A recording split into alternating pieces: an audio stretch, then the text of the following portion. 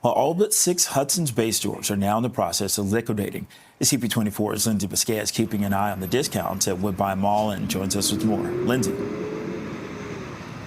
Yeah, and Woodbine Mall, obviously not one of the stores that has been saved from liquidation, Bakari. It's one of many that are going to have to go. And in the meantime, there are some great deals here. I was just popping inside earlier to take a look, and there's a lot of signs showing deals 50% and even higher, some up to 80% off. So this is day one, and a lot of people, it appears, are already coming to these locations to try to at least take advantage of the deals.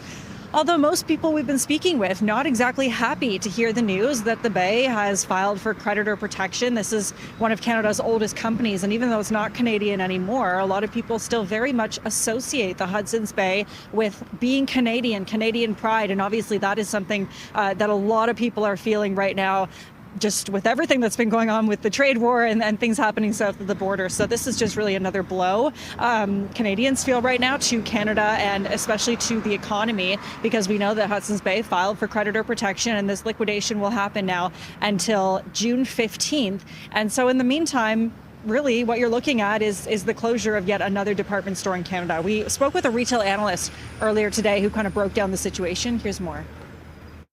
They have an obligation to the creditors to try and actually optimize the value of that inventory. And there's about $315 million worth of inventory. So the tendency in these situations is not for sort of an immediate blowout, 50% off kind of thing. They will gradually mark down the price of products. But again, they're trying to optimize what they get in return so that they can pay back creditors. I mean, despite what you hear in that clip, Bakari, when I was in this Hudson's Bay, there were some pretty big sales, 50% off, 60% off, 70, 80, as I mentioned.